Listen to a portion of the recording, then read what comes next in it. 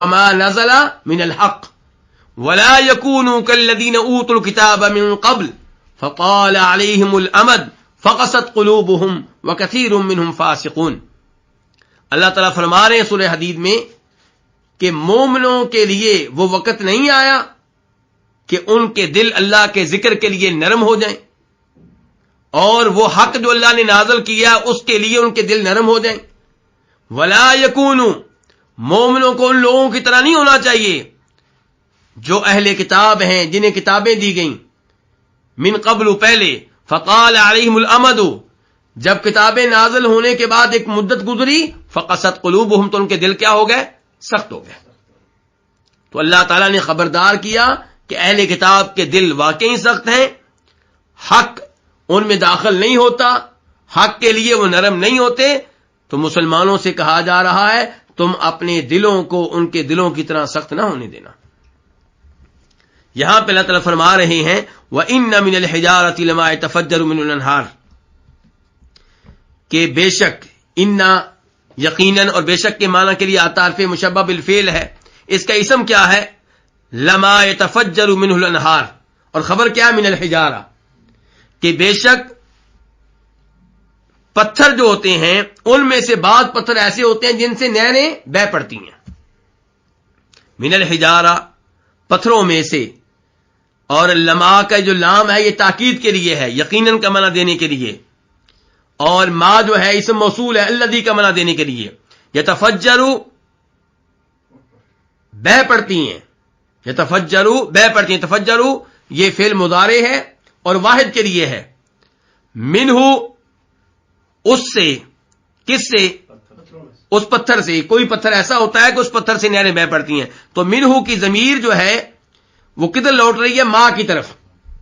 پتھروں میں سے کچھ وہ ہیں جن سے نہریں بہہ پڑتی ہیں. الانہار کس کی جمع ہے؟ نہر کی جمع ہے. اور انہار چونکہ یتفجر اور انہار کے درمیان فاصلہ ہے منہ کا، اس لیے یتفجر جو ہے وہ مذکر آیا ہے اگرچہ اس کا فاعل مؤنث ہے. تو وَإِنَّ مِنَ الْحِجَارَةِ لَمَا يَتَفَجَّرُ مِنْهُ الْأَنْهَارُ، کہ پتھروں میں سے کچھ پتھر ایسے ہوتے ہیں جن سے نہریں بہہ پڑتی ہیں. اللہ تعالیٰ بیان کرنا چاہتے ہیں کہ تمہارے دل پتھروں کی طرح سخت ہو گئے، بلکہ سختی میں ان سے بھی آگے نکل گئے. کیوں؟ کیونکہ پتھروں میں سے تو کئی پتھر ایسے ہوتے ہیں کہ وہ نرمی اختیار کرتے ہیں تو ان سے نہریں بہہ پڑتی ہیں. نہریں بہہ رہی ہیں کن سے؟ پتھروں سے. پانی نکل رہا ہے کن سے؟ پتھروں سے. لیکن تمہارے دل، ان میں کوئی نرمی نہیں، ان میں کوئی رقت نہیں، وہ حق سے متاثر نہیں ہوتے، وہ حق کے لیے نرم نہیں ہوتے. وَإِنَّ مِنْهَا لَمَا يَشَّقَّقُ فَيَخْرُجُ مِنْهُ الْمَاءُ، اور بے شک منہا، ان میں سے، کن میں سے؟ پتھروں میں سے. ضمیر جاری حجارہ کی طرف. ان پتھروں میں سے کئی وہ ہوتے ہیں لما یشقق، جو پھٹ جاتے ہیں. یشقق پھٹ جاتے ہیں. یشقق فعل مضارع ہے واحد کے لیے. فیخرج، تو نکلتا ہے، منہ، اس سے، کس سے؟ اس پتھر سے. کیا نکلتا ہے؟ الماء، پانی. الماء فاعل یخرج کے لیے، یخرج فعل مضارع ہے واحد کے لیے. یخرج الماء منہ، پانی نکلتا ہے اس میں سے. یعنی کہ کئی پتھر ایسے ہیں، مثال کے طور پہ موسیٰ علیہ السلام والا پتھر لے لیں جس سے بنی اسرائیل کے لیے چشمے پھوٹنے لگے. پانی نکلا تھا کہ نہیں نکلا تھا؟ تو پتھر کئی ایسے ہیں جن سے پانی نکل آتا ہے. کئی پتھر ایسے ہیں کہ جن سے پوری نہریں نکلتی ہیں، اور کئی پتھر ایسے ہیں جن سے نہریں تو نہیں نکلتی لیکن پانی کچھ نہ کچھ نکلتا ہے. مطلب کہنے کا یہ ہے کہ کئی پتھر جو ہیں وہ نرم ہوتے ہیں، ان سے پانی نکل آتا ہے، لیکن تمہارے دل، ان میں کوئی نرمی نہیں ہے. وَإِنَّ مِنْهَا لَمَا يَهْبِطُ مِنْ خَشْيَةِ اللَّهِ، اور بے شک ان میں سے کچھ وہ ہیں جو گر پڑتے ہیں. یہبط، حبط یہبط فعل مضارع ہے واحد کے لیے، گر پڑتے ہیں. یہبط اوپر سے نیچے گرنا، جیسے لفظ آیا تھا اہبطوا مصرا. اہبطوا کا لفظ پہلے آ چکا ہے. آدم علیہ السلام اما حوا سے کیا کہا گیا تھا جنت سے نکالتے ہوئے؟ اہبطوا، اتر جاؤ، یعنی کہ اوپر سے نیچے اتر جاؤ، زمین پہ چلے جاؤ. ایسے یہ لفظ ہے یہبطوا، کہ بعض پتھر اوپر سے نیچے گرتے ہیں، اوپر سے نیچے گرتے ہیں. اچھا کیوں گرتے ہیں؟ من خشیت اللہ، اللہ کے ڈر سے. کیوں گرتے ہیں؟ اللہ کے ڈر سے. یہاں پہ ایک مسئلہ یہ ہے کہ اللہ تعالیٰ بیان کر رہے ہیں کہ گرتے ہیں. کون گرتے ہیں جی؟ پتھر. علماء تفسیر میں سے کچھ ایسے ہیں جن کا تعلق معتزلہ سے رہا ہے، اور معتزلی لوگ کون ہوتے ہیں؟ جو عقل پرست ہوتے ہیں. جو کون ہوتے ہیں؟ عقل پرست ہوتے ہیں. اپنی عقل پہ چلتے ہیں، جو ان کو ان کی عقل بتائے اس پہ چلتے ہیں، اور عقل پہ چلتے ہوئے بعض دفعہ قرآن کو نظر انداز کر دیتے ہیں، نبی علیہ الصلوۃ والسلام کی صحیح حدیث کو نظر انداز کر دیتے ہیں. تو یہاں پہ معتزلیوں میں سے کسی نے کیا کہا ہے کہ یہ جو گرتے ہیں اوپر سے نیچے، اس سے مراد ہے اولے جو بادلوں سے نیچے گرتے ہیں. علماء تفسیر نے اس تفسیر کو رد کر دیا، ریجیکٹ کر دیا، اور بتایا کہ قرآن کے ظاہر کے خلاف ہے. صاف صاف پتہ چل رہا ہے پتھروں کی بات ہو رہی ہے. اللہ تعالیٰ بتا رہے ہیں کہ کئی پتھر ایسے ہوتے ہیں جن سے نہریں پھوٹ پڑتی ہیں، کئی پتھر ایسے ہوتے ہیں جو پھٹ جاتے ہیں، ان سے پانی نکلتا ہے، اور کئی پتھر ایسے ہوتے ہیں جو اوپر سے نیچے گرتے ہیں. اس گفتگو کا اولوں کے گرنے سے کیا تعلق ہے؟ تو یہ تفسیر جو ہے یہ قرآن کے ظاہر کے خلاف ہے، اس لیے مردود ہے، ناقابل قبول ہے. اس کے بعد مسئلہ رہا یہ من کون سا ہے؟ وَإِنَّ مِنْهَا لَمَا يَهْبِطُ مِنْ خَشْيَةِ اللَّهِ. یہ من سببیہ ہے، تعلیلیہ ہے، کہ بے شک کئی پتھر ایسے ہوتے ہیں جو اللہ کے ڈر کی وجہ سے، اللہ کے ڈر کے سبب سے گر پڑتے ہیں. اب یہاں پہ سوال پیدا ہوگا کہ پتھر اللہ کے ڈر سے گر پڑتے ہیں. جی پتھر کیسے ڈرتا ہے اللہ تعالیٰ سے؟ پتھر تو بے جان چیز ہے، جامل چیز ہے، بے عقل چیز ہے. ڈرنا اللہ تعالیٰ سے انسان کا کام ہے جو صاحب عقل ہے، جنوں کا کام ہے جو صاحب عقل ہوتے ہیں، فرشتے اللہ سے ڈرتے ہیں. لیکن بے جان چیزیں اللہ سے ڈریں؟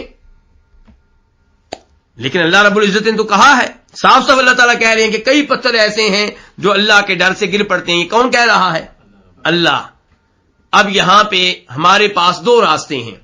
نمبر ایک راستہ یہ ہے کہ ہم کہیں کہ اللہ رب العزت نے جو کہہ دیا وہ برحق ہے، واقعی پتھر اللہ تعالیٰ سے ڈرتے ہیں، اور ہم یہاں پہ اللہ کے کہے ہوئے پہ آنکھیں بند کر کے ایمان لے آئیں اور یقین کریں. ایک راستہ ہمارے پاس یہ ہے. دوسرا راستہ یہ ہے کہ ہم اس کی کوئی تعویل کریں، اس کو مجاز پہ محمول کریں. ہم کہیں یہ حقیقت، اس کا حقیقی معنی مراد نہیں ہے، مجازی معنی مراد ہے، غیر حقیقی معنی مراد ہے. مجازی معنی کیا ہو سکتا ہے؟ مجازی معنی یہ ہو سکتا ہے کہ کئی پتھر گر پڑتے ہیں اللہ کے ڈر سے. مراد ہم یہ کہیں کہ اللہ کی بات مانتے ہوئے، اللہ کا حکم مانتے ہوئے، اللہ سے ڈرتے ہوئے نہیں بلکہ اللہ کا حکم مانتے ہوئے، اللہ کی اطاعت کرتے ہوئے. جب اللہ تعالیٰ کہتے ہیں گر جا، وہ گر جاتے ہیں. اور یہ تو ہم سب جانتے ہیں کہ اللہ تعالیٰ کن کہتے ہیں تو سب کچھ ہو جاتا ہے. اللہ تعالیٰ کہتے ہیں ہو جا، تو جو اللہ تعالیٰ ارادہ کرتے ہیں وہ ہو جاتا ہے. تو یہ کون سا معنی ہوا؟ مجازی. یعنی کہ ہم کہیں گے کہ اللہ تعالیٰ کا کلام اپنے ظاہری معنی میں نہیں ہے، دوسرے معنی میں ہے، مجازی معنی میں ہے. اس کو حقیقت پہ محمول نہیں کریں گے. اور اسے مجازی معنی پہ محمول کیا ہے ایک بڑے مفسر نے جن کا عربی لغت میں بڑا نام ہے. کون ہے وہ؟ زمخشری. عربی لغت میں ان کی مہارت کو سب مانتے ہیں، وہ جو ان کے حمیتی ہیں وہ بھی، اور جو ان کے مخالف ہیں وہ بھی. مثال کے طور پہ ان کے مخالفین میں ہم بھی ہیں، کیونکہ ہم معتزلی نہیں ہیں. ہمارا یہ عقیدہ ہے کہ قرآن و حدیث عقل پہ مقدم ہے. عقل ہماری ناقص ہے، عقل ہماری کمزور ہے، عقل ہماری محدود ہے. ہماری عقل ہر چیز کو سمجھنے والی نہیں ہے، تو عقل معیار نہیں ہے. عقل کے ذریعے ہم نے قرآن کو سمجھنا ہے، عقل کے ذریعے ہم نے حدیث کو سمجھنا ہے، لیکن عقل کی وجہ سے قرآن کو پیچھے نہیں کرنا، عقل کی وجہ سے حدیث کو نظر انداز نہیں کرنا. اور ویسے بھی کس کی عقل معیار ہوگی؟ امام زمخشری کی، یا معتزلہ کے دیگر علماء کی، یا میری عقل، آپ کی عقل؟ جاوید احمد غامدی صاحب کی عقل، مولانا امین احسن صلاحی کی عقل، حمید الدین فراہی کی عقل کس کی عقل میں یار ہوگی؟ یہ وہ لوگ ہیں جو اپنی عقل کی وجہ سے قرآن و حدیث کی نصوص کو نظر انداز کر دیتے ہیں. ہمارا ان سے سوال ہے، تم میں سے کس کی عقل میں یار ہے؟ تم سب کی عقل میں اختلاف ہے. تم میں سے کئی لوگوں نے قرآن و حدیث کی کسی نص کو اپنی عقل کی وجہ سے نظر انداز کیا، اور تم ہی میں سے دوسرے نے کہا نہیں یہ چیز عقل قبول کرتی ہے. اور سب سے بڑی بات یہ ہے کہ قرآن و حدیث کی نصوص کو ان کی عقل نے قبول کیا جن کی عقل سب سے بہتر تھی، اور وہ کون ہے؟ جناب محمد رسول اللہ صلی اللہ علیہ وسلم اور ان کے صحابہ کرام. انہوں نے کبھی یہ نہیں کہا کہ جی یہ پتھر اوپر سے گرتے ہیں اللہ کے ڈر سے، یہ حقیقی معنی مراد نہیں ہے. انہوں نے تو اس کو آنکھیں بند کر کے قبول کیا، بغیر کسی تردد کے قبول کیا، اس کو اس کے حقیقی معنی پہ محمول کیا، اس کی کوئی تعویل نہیں کی. تو ہمارے سامنے اب کتنے موقف ہیں جی؟ 2. ایک یہ کہ ہم اس جملے کو اس کے حقیقی معنی پہ معمول کریں اور کہیں کہ واقعی کئی پتھر اللہ کے ڈر سے گر پڑتے ہیں اور واقعی وہ ڈرتے ہیں. اور دوسرا یہ ہے کہ نہیں، وہ واقعی نہیں ڈرتے، یہاں پہ مراد مجازی معنی ہے. اور یہ مجازی معنی مراد لینا یہ کوئی آسان کام نہیں ہے. بے الفاظ دیگر آپ یہ کہہ رہے ہوتے ہیں کہ جو اللہ نے کہہ دیا وہ درست نہیں ہے، ہم اس کی اصلاح کریں گے، ہم اس کا وہ معنی بیان کریں گے جس سے ایک درمیانہ راستہ نکل آئے گا. کیونکہ ہم نے طے کر لیا ہے کہ یہ ممکن نہیں ہے کہ پتھر اللہ سے ڈرے، کیونکہ بے جان چیز ہے، بے عقل چیز ہے، اس کے ہاں ادراک نہیں ہے، شعور نہیں ہے، وہ سمجھتا نہیں ہے، وہ کیسے اللہ سے ڈر سکتا ہے؟ تو یہ 2 موقف ہمارے پاس ہو گئے. اب ہم نے کون سے موقف کو اپنانا ہے؟ ہمارا موقف یہ ہے کہ اللہ کے کلام کو اس کے ظاہری معنی پہ محمول کیا جائے گا اور اس کے حقیقی معنی پہ محمول کیا جائے گا، اور مجازی معنی سے دور رہیں گے الا یہ کہ کوئی دلیل آ جائے جس کی وجہ سے حقیقی معنی کو نظر انداز کرنا پڑے. اور عام طور پہ ایسا نہیں ہوتا. تو اللہ کے کلام کو حقیقی معنی پہ معمول کریں گے. جو اللہ اتنے بڑے بڑے پہاڑ پیدا کر سکتا ہے، اتنا بڑا سمندر جس نے پیدا کیا ہے، اتنے بڑے آسمان پیدا کیے ہیں، اتنی وسیع و عریض زمین پیدا کی ہے، جس نے مجھے اور آپ کو عقل دے دی ہے، اس کے لیے پتھر کو شعور دینا کون سا مشکل ہے؟ اور پھر ایسی تعویل آپ کہاں کہاں پہ کریں گے؟ اللہ رب العزت 15ویں پارے میں ارشاد فرماتے ہیں، سورہ اسراء میں، سورہ بنی اسرائیل میں، وَإِن مِّن شَيْءٍ إِلَّا يُسَبِّحُ بِحَمْدِهِ وَلَٰكِن لَّا تَفْقَهُونَ تَسْبِيحَهُمْ. اللہ تعالیٰ فرما رہے ہیں ہر چیز، صرف پتھر نہیں بلکہ ہر چیز اللہ رب العزت کی تسبیح بیان کر رہی ہے، بلکہ ساتھ ساتھ اللہ کی حمد و ثنا بیان کر رہی ہے. اللہ تعالیٰ کہتے ہیں لیکن تم ان کی تسبیح کو سمجھ نہیں سکتے. انسان کی عقل کو اللہ نے یہاں پیچھے کر دیا، کہا تم میں اتنی عقل نہیں ہے کہ تم سمجھ سکو کہ یہ لکڑی اللہ کی تسبیح بیان کر رہی ہے، تم سمجھ سکو کہ یہ دیوار اللہ کی تسبیح بیان کر رہی ہے، تم سمجھ سکو کہ یہ کپڑا اللہ کی تسبیح بیان کر رہا ہے. تم میں اتنا شعور نہیں ہے. انسان اپنی عقل کو بہت زیادہ اہمیت دیتے ہوئے اللہ کے کلام کو مجاز پہ محمول کرنے کی کوشش کر رہا ہے، اور اللہ تعالیٰ کہہ رہے ہیں کہ اے انسان تو نہیں سمجھتا، یہ سب مخلوقات میری تسبیح بیان کر رہی ہیں. تو جیسے ہمارا اس بات پہ ایمان ہے کہ ایک ایک چیز اللہ کی تسبیح بیان کر رہی ہے، تو کیا لکڑی کی زبان ہے؟ کیا اس رومال کی زبان ہے؟ کیا اس کتاب کی زبان ہے؟ لیکن یہ ساری مخلوقات اللہ کی تسبیح بیان کر رہی ہیں. جیسے ہم نے وہ چیز مان لی اور اس کو اس کی حقیقت پہ محمول کیا، ایسے ہی یہاں پہ اس جملے کو بھی حقیقت پہ محمول کریں گے کہ کئی پتھر اللہ کے ڈر سے گر پڑتے ہیں اور واقعی وہ اللہ سے ڈرتے ہیں. اللہ رب العزت نے قرآن حکیم میں یہ بھی بیان کیا کہ اللہ تعالی نے آسمان اور زمین سے کہا تھا آؤ، خوشی سے آؤ یا نہ خوشی سے آؤ، قالتا اتینا طائعین، انہوں نے کہا تھا کہ ہم آ گئے اور خوشی سے آ گئے. اللہ تعالیٰ نے بیان کیا آسمان نے بول کر کہا, زمین نے بول کر کہا قالتا, تو کیا یہاں پہ بھی تعویل کریں گے؟ ہر جگہ آپ کہیں گے جی یہ مجازی, یہاں پہ مجاز مراد ہے, حقیقت مراد نہیں ہے. یہ غلط راہ ہے جس پہ یہ لوگ چل پڑے ہیں. اللہ تعالیٰ کے کلام کو حقیقت کی بجائے غیر حقیقی معنی پہ محمول کرنا, مجاز پہ محمول کرنا. اللہ رب العزت کے لیے کیا مشکل ہے ان کو قوت گویائی دینا اور ان میں یہ ادراک پیدا کر دینا کہ اللہ تعالیٰ سے ڈریں. ہر مخلوق اللہ رب العزت کی تسبیح بیان کر رہی ہے, اس کا مطلب یہ ہے کہ اپنے رب کو ہر مخلوق جانتی ہے, ہر مخلوق اپنے رب کا حکم مانتی ہے. اور یہ ایک انسان ہے جس کو اللہ نے اختیار دیا تھا اپنا حکم ماننے کا اور نہ ماننے کا, اور انسان اللہ کی نافرمانی کرتا ہے. ورنہ دیگر مخلوقات یہ بے جان چیزیں اللہ کا ہر حکم مانتی ہیں. کیا اللہ تعالیٰ نے آگ سے نہیں کہا تھا یا نار کونی بردم و سلام علی ابراہیم, اے آگ ہمارے ابراہیم کے لیے کیا ہو جا, سراپا سلامتی ہو جا. ہوئی تھی یا نہیں ہوئی تھی؟ ہوئی تھی. اور پھر آپ احادیث کی طرف دیکھ لیں, نبی علیہ الصلوۃ والسلام ارشاد فرماتے ہیں احد پہاڑ کے بارے میں کہ یہ پہاڑ یحبنا ونحبہ, یہ پہاڑ ہم سے محبت کرتا ہے, ہم اس سے محبت کرتے ہیں. کیا وہاں پہ بھی آپ تعویل کریں گے؟ اللہ رب العزت نے اس میں محبت رکھ دی مسلمانوں کے لیے, اور ہمارے دلوں میں اس کی محبت ڈال دی ہے. اور اللہ ہر چیز پہ قادر ہیں.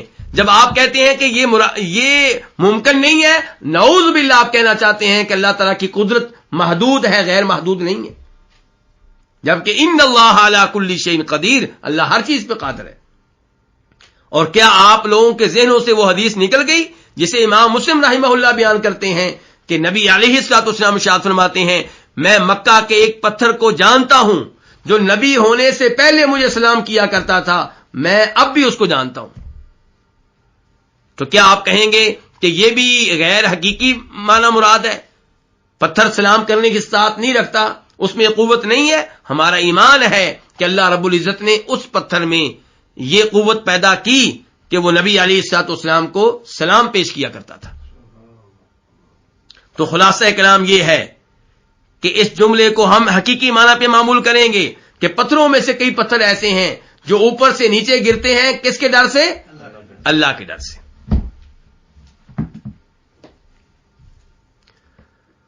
اس کے بعد یہ جو لفظ استعمال کیا اللہ تعالیٰ نے خشیت اللہ, اللہ کے ڈر سے, ڈر کے لیے اللہ نے لفظ کون سا استعمال کیا؟ خشیہ, خوف نہیں. اور یہ وہی لفظ ہے جو اللہ تعالیٰ نے استعمال کیا ہے ایک اور آیت میں کہ انما یخشی اللہ من عبادہ العلماء, کہ اللہ سے خشیت رکھنے والے صرف اور صرف کون سے لوگ ہوتے ہیں؟ علماء. یعنی کہ جو اللہ کو جانتے ہیں, جو اللہ کے ناموں کو جانتے ہیں, جو اللہ کی صفات کو جانتے ہیں, جو اللہ کی قدرت کو جانتے ہیں, جو اللہ کی عظمت کو جانتے ہیں, وہی صحیح معنوں میں اللہ سے ڈرنے والے ہوتے ہیں. تو خشیہ اور خوف, اردو میں تو دونوں کا معنی ہم ایک ہی کرتے ہیں, ڈر ڈر. لیکن کیا دونوں میں فرق ہے؟ جی بالکل دونوں میں فرق ہے. کیا فرق ہے؟ خشیہ اس ڈر کو کہتے ہیں جس میں علم ہوتا ہے, یعنی کہ خشیت اللہ, اللہ سے ڈرنا, یہ وہ ڈرنا ہے جو علم کی بنیاد پہ ہے. یعنی کہ آپ اللہ کی عظمت کو جانتے ہیں, اللہ کی شان و مقام کو جانتے ہیں, اس لیے اللہ سے ڈرتے ہیں. تو اللہ تعالیٰ بیان کر رہے ہیں کہ کئی پتھر اوپر سے نیچے گر پڑتے ہیں اللہ کے ڈر سے, یعنی کہ اللہ کے ڈر سے, وہ ڈر جس میں علم ہوتا ہے اس کا, جس سے ڈر رہے ہیں. یعنی کہ چونکہ یہ پتھر اللہ کی عظمت کو جانتے ہیں, اللہ کی مقام کو جانتے ہیں, اس لیے اللہ سے ڈرتے ہوئے گر پڑتے ہیں. اور اس سے مجھے اور آپ کو سبق کیا مل رہا ہے کہ اگر ہم چاہتے ہیں کہ ہمارے دلوں میں اللہ کی خشیت پیدا ہو, وہ خوف پیدا ہو جس میں علم ہوتا ہے, تو پھر ہمیں اللہ کی ذات میں دلچسپی لینی چاہیے, اللہ کے ناموں میں, اللہ کی صفات میں ہمیں پتہ ہونا چاہیے اللہ کی صفات کیا ہے. ہم اللہ تعالیٰ کی ذات کا مکمل طور پہ احاطہ نہیں کر سکتے, ہم اللہ تعالیٰ کے بارے میں جو معلومات ہیں ساری کی ساری حاصل نہیں کر سکتے, لیکن وہ معلومات جو اللہ نے اپنے بارے میں دے دی قرآن میں, اور وہ معلومات جو اللہ کے رسول نے اللہ کے بارے میں دے دی کم از کم ان میں دلچسپی لینی چاہیے، تاکہ ہمیں اپنے اللہ کی صفات کا علم ہو، ہمیں اللہ کی قدرت کا علم ہو، ہمیں اللہ کے علم کی گہرائی